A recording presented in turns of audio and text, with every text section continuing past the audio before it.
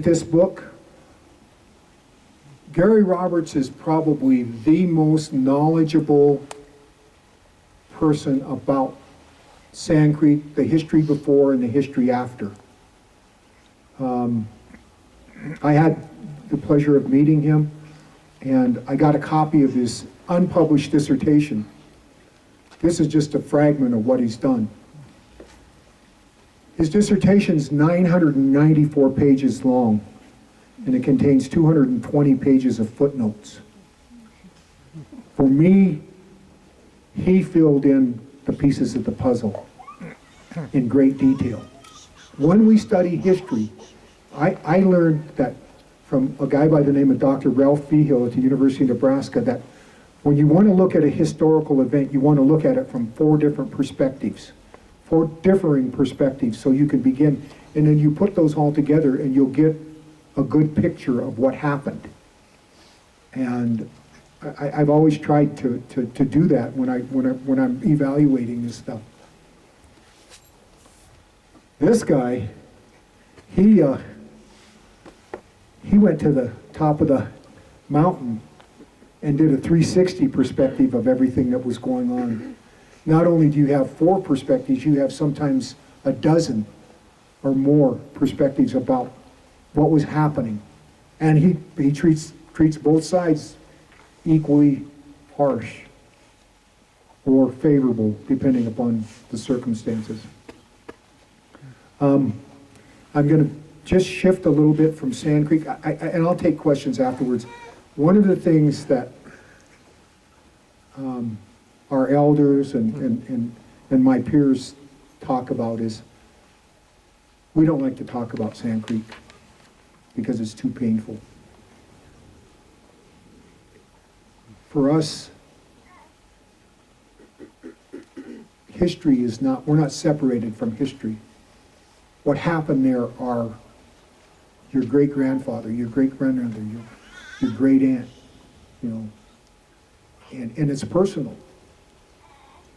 I will say this, one of the saddest things that's happened in contemporary times in regards to Sand Creek is in about 2012, the Sand Creek descendants joined to file a lawsuit against the United States government for, and wanted to be compensated for depredations at Sand Creek.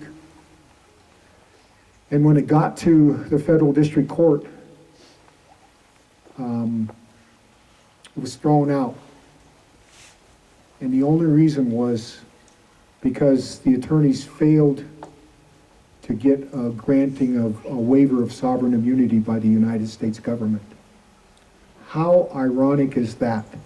You have the same entity that created all of these problems, did all of this, that same entity, like the wings of an eagle. On one hand, they caused this. On the other hand, they could have done something about it, and they chose not to. I think that to me, when I read that, I was just devastated that we could have done something. We could, in our lifetimes, we could have done something that was meaningful and would have made a difference and begin the healing process in a good way, and it never happened.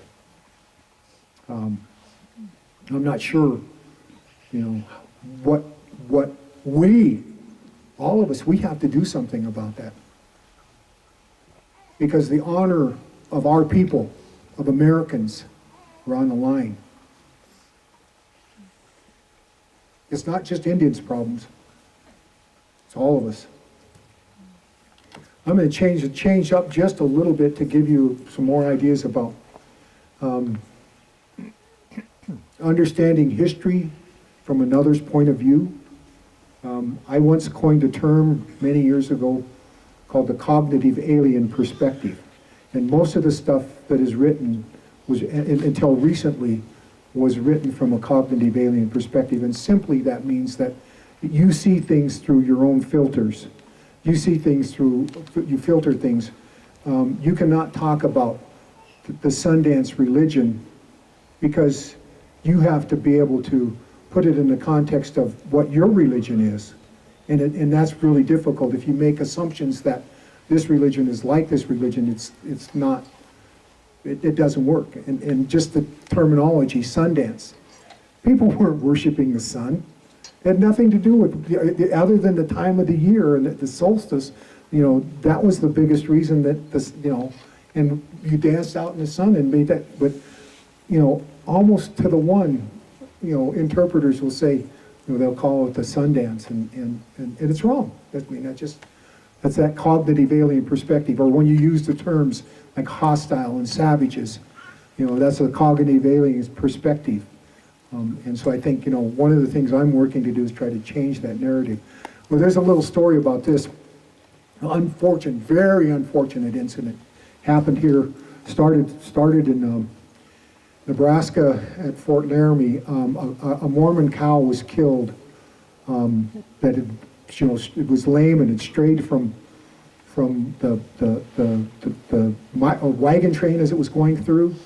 And some Indian people saw it, and they were hungry. They killed it, they butchered it, they started eating it.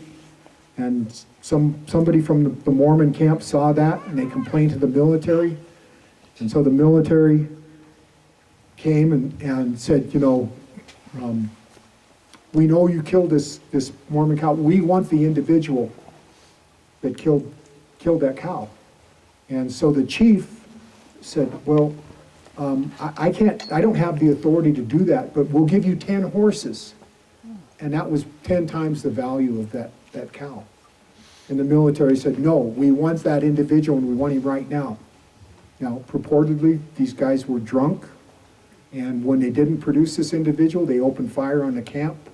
They killed Conquering Bear. He was the leader, head of the people, and a number of other people.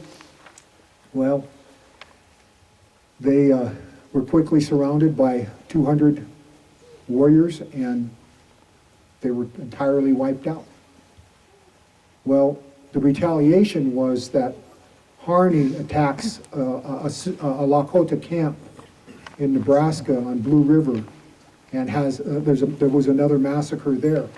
The after that map was that they told the tribes they had to go to Fort Laramie, and so the tribes went to Fort Laramie. It just so happened that the Cheyennes weren't involved in this at all. They had nothing to do with any of this, but they were there, and the military chose to they lectured the Lakotas, and they said, we're going to be watching you, you're going to do this.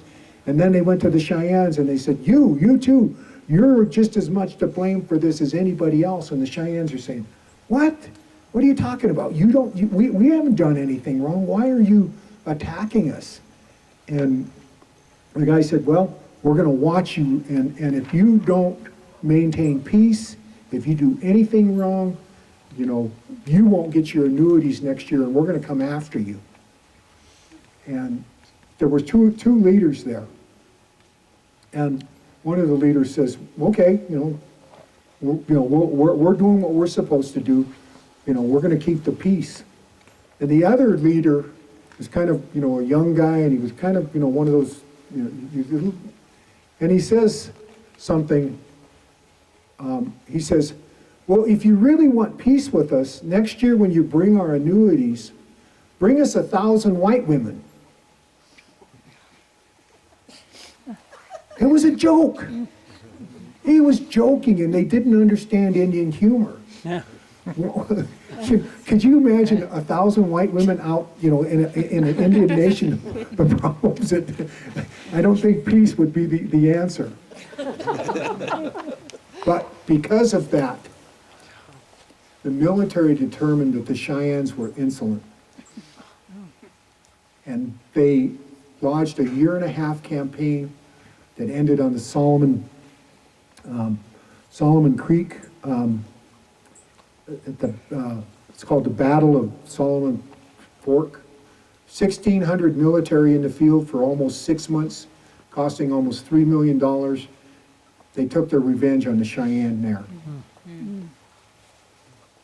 And when you read the history book and it says, what did they do? 1,000 white women. It's really interesting because there's a nonfiction about what if they would have brought 1,000 white women out. I'm going to wrap this up with just a couple of things, couple of comments and things. So the gist of this is, you guys are living on illegal land, right? Right. Right? I mean, Yep. and one of the things that's happening, and I want to clarify this because it's really, really important. You heard the words land. How many of you have heard land back? How many of you are threatened by that concept, land back? You can be threatened by it. If you think somebody's coming to take your property, they're going to do something. That's not what it means. That's not what it means. We have made a specific point that we are not going to go after any individual property because we understand what happened to us. We want to look at federal resources, Bureau of Land Management, grasslands, national grasslands, and we want to begin developing relationships with the United States government to co-manage those resources. In Boulder County alone, I've had two individuals come up to me and say, I'm leaving my land to you in our will. And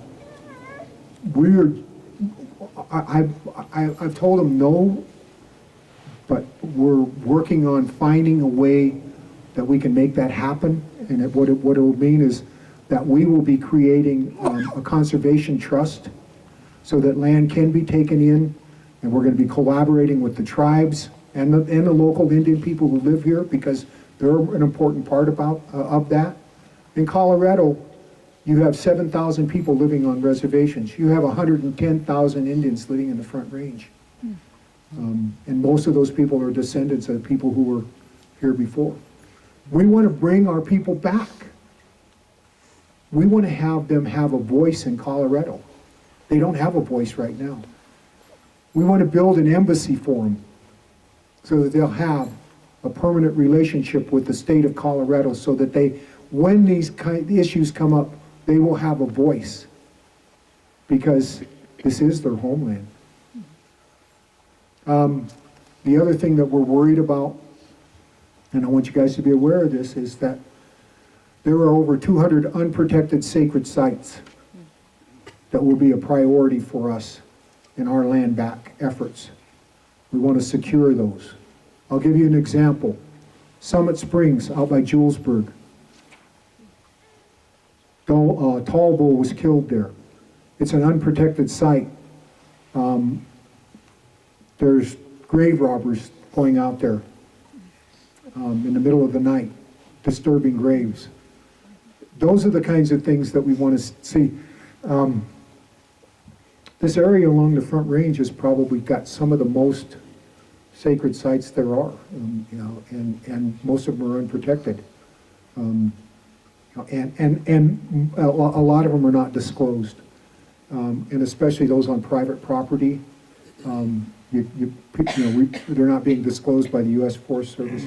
We know where they are. We know what, but we're going to have to develop a campaign to try to do something about that. And then the last thing I'll say before I open it up to questions, and remember, don't fear land back because it's not going to affect you. It's not going to have an impact on you. Even if you have a lease in an area that we're not going to disturb that. Why would we? I mean, we understand grief and that. I wanted to just mention that we are in the midst of renaming, trying to get Evans renamed. Yeah. And this is my personal position on it. John Evans, the territorial governor and superintendent of Indian Affairs, was indicted but not convicted. Nonetheless, he was guilty of murder. Evans deliberately decided to ignore illegal occupation of trespassers and squatters in Colorado and instead focused on eliminating Indians. More than any other person involved in the Sand Creek Massacre, John Evans was personally responsible for the slaughter of people at Sand Creek. He failed in his professional duties as a superintendent of Indian Affairs. He deliberately rejected peace offerings from the Cheyenne and Arapaho, and that decision led to the Sand Creek Massacre. The Sand Creek Massacre was the most horrendous display of human savagery documented in the New World. In the book Massacre at Sand Creek, Gary Roberts wrote, "At Sand Creek, demonic forces seemed unloosed so completely that humanity itself was the casualty. At the center of this slaughter, one man, John Evans, failed all humanity. He illegally declared war on the hostile, questionable adjective, Indians. When not enough Indians were being slaughtered, he legally defending their land, he released a second proclamation calling on the citizens of Colorado to kill hostile Indians and take their property. The mention of his iniquitous name should release blood memories of guilt in the minds of every American citizen living today. As honorable people, Americans have no reasonable reason to continue the lies and deceit that are inherently part of Colorado's sordid history in dealing with American Indians." And on that note, I will open it up for questions. And don't be afraid to ask any, I'm not the kind of person that's going to get angry about it, but I need your help, because as we move forward with these kinds of things, if I'm offensive, I'm not going to be effective. And, we're dealing with things like revisionist history. We're being accused of revisionist history.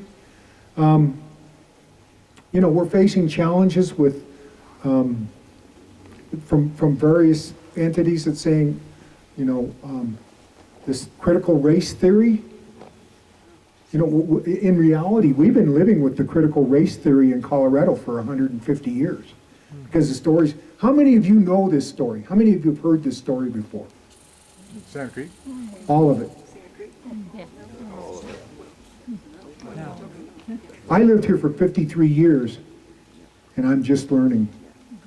I'm just learning the depth of the challenge. Yes. I know that after Sand Creek, there were congressional hearings into it, and I think there was discipline or something. Can you tell any more about that? I think there were consequences, weren't there? Well, I think the most egregious was Shivington, and he got removed from the military. Evans was removed as the governor, and that was it. Now, here's what's really interesting, and there's a reason for it. Within a matter of 2 years, this thing almost all goes away. For years, almost 100 years, nobody's writing about this. Evans goes on to be a hero, and Shivington has a town named after him, and all of this stuff happens over the next 100 years. And what I found is nobody was writing about it. It was almost like there was a conspiracy to keep this information, until 1864. There was a guy by the name of Unruh that wrote an article called Prelude to War. That's the one that triggered me. When I read that article, that's the one that set me down this road of trying to understand this. One of the other things that I think you should know is that not all the information that what happened at Sand Creek has come out. We're discovering that a number of children were taken and never returned to their families.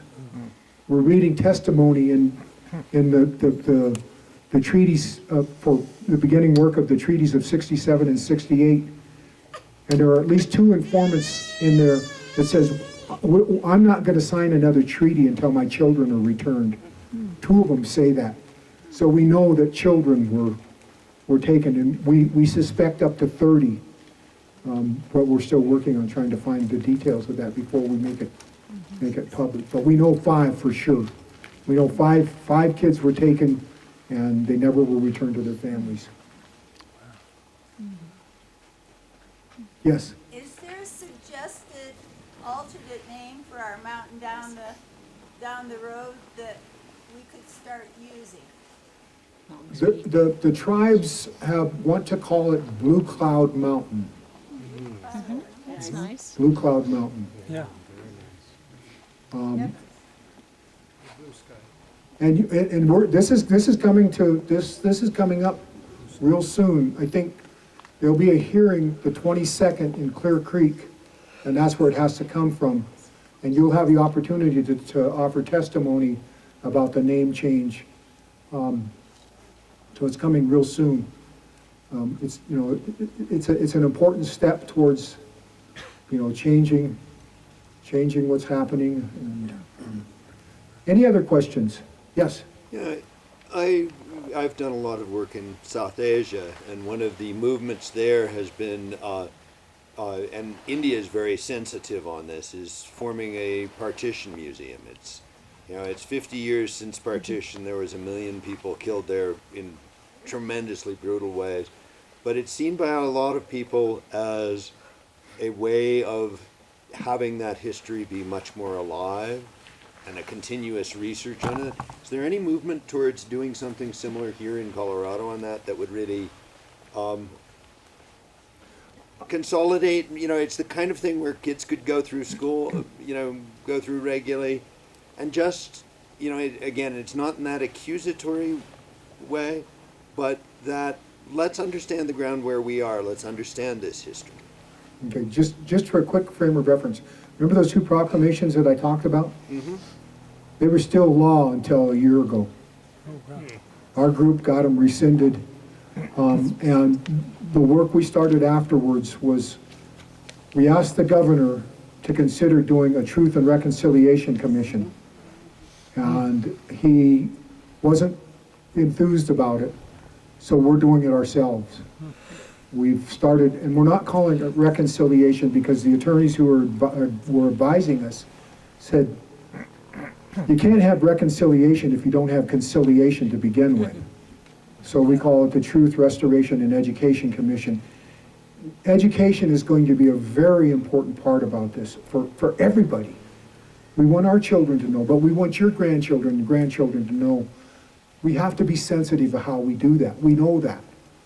We don't want to be offensive to the children. It's much easier to talk to adults and talk, frankly about what happened. But at the same time, we have to be very careful. And we're working on it. And I think most importantly, we need to bring some of those people back. They need to have a presence in their homeland. And I think that, anything that we can do to make that happen is going to be important going forward. And this isn't going to happen tomorrow. I mean, we're talking 20 years from now. If we have, maybe, an embassy, and then we have people who are moving back here because of this, or maybe we have people who are coming back who are going to be caretakers of sacred sites. It's those kinds of things that we would hope to be able to bring the people back. It's just something that, that we want to do. But good question, thank you. Yes? When you talk about unprotected sacred sites, what would it look like if they were protected? So let's say, let's pick Summit Springs because that's the one I'm most familiar with. It's on private property, but there's access from, it's virtually in the middle of nowhere. Anybody can go out there anytime. And what we would expect to be able to do is at least fence the property off with, a 7 or 8 foot chain link fence, and restrict access, so that trespassers would be prosecuted, if they were caught. Probably some type of video surveillance to protect the area. So I mean, we haven't crossed that bridge yet, but we will. We're working on it. We're thinking, we're trying to figure out how to do that. Yes. When you're saying we just now, are you talking about your tribe, or is there a specific, nonprofit organization that you're talking about? So, or both? For me, we is a number of things. It's the people of the sacred land, meaning the people that belong to the organization. It's kind of like you guys, you guys have this association up here. Well, we've got a group of people in Denver that are called, we call ourselves the people of the sacred land, but we are collaborating with the tribes and interacting with the tribes in everything that we do. And so the commission is made up of representatives of tribal members from those tribes to participate in the Truth and Restoration Commission. So it's very important that we keep them involved and intimately involved, because it's really about them and it's about us too. I mean, you know, we know that we've been disenfranchised. Many of us have been disenfranchised from our tribes because we're so far away, or you know, we can't participate in tribal elections. And so, you know, we believe that, you know, we've got to take responsibility for what's around us where we can do stuff, and this is what we're doing. Great. Yes. I've noticed mainstream media doesn't really keep us up to date on Indigenous issues. I realized during Standing Rock it went on and on and on. I don't know how long the Standing Rock protest went on before it finally hit mainstream media. So if you're interested in being in right relationship with the nations and you want to use your voice as a citizen to support the nations, how can we get a pipeline of information and stay up to date, so that we know things like Blue Cloud, and to support a movement like that? I think the best resource in Colorado right now would be the First Nations Development Institute. They publish a weekly newsletter, and it's a, you know, it comes out on email, and it covers the nation of all of the stuff that's happening, but it also it covers local stuff, and that would be the best way. There's actually a group of people meeting now trying to figure out how to improve media response to Indian issues, and you know, there's a group that's working on that. One of the things that we're aware of, that when we get the commission done, the commission's report, what we intend to do is take it to the communities. We plan to have public hearings in all of the communities that we can go to, and talk about the commissioner's report. But we're still 18 months out probably before we have that document. Yes. Hi, thank you so much for everything you've shared. I think as a community, it's been very moving to hear this, but I think a lot of times people are motivated to act, but often like these intentions don't always create the best impact. So what are some ways that as a community we can kind of follow your lead or support what you are doing? There's actually a cohort of younger filmmakers and writers that have moved to Gold Hill in the last few years, but again, like that story would be, you know, if you're making the film, that's through our lens. And so how can we support you? How can we better amplify the work you're doing? I know that we need your help. We need allies. And anything that you can do to help us would be beneficial. One of the things we haven't figured out yet is that we want to do a documentary of the commission work and all of that. We haven't figured out how that's going to happen. We know that I got to tell you this story because this is important. You wouldn't be here, you wouldn't be listening to me if something didn't happen that you probably are not aware of. When I was a very young man, one of our very special medicine leaders told a story, and he said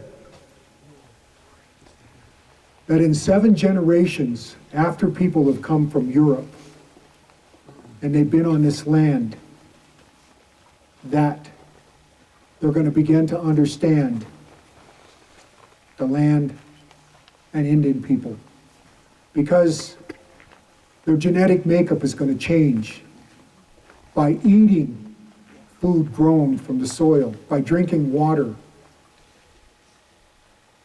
You guys are for 7 generations, have now a real good understanding in your genetics about what it is to value this earth and understand how our responsibility to take care of the earth is there, because it's becoming your responsibility now. Now, one of the things we have to be cognizant of is that we often colonize stuff. Our generation is different than your generation. Our generation is 80 years. It's in a lifetime, a person who knows their great-grandparents to their great-grandchildren, that's considered one generation. So we're talking about occupation here for 500 years, and that's happened now. In my lifetime, I've seen it. I've personally seen the change in people and the response in people because they understand. They're beginning to understand how important Mother Earth is and how we have to take care of it and we have to do it collectively. And so we're seeing more and more allies because of that. And I think anything that anybody's doing in those areas is a positive thing for us. I talk the day away. Thank you.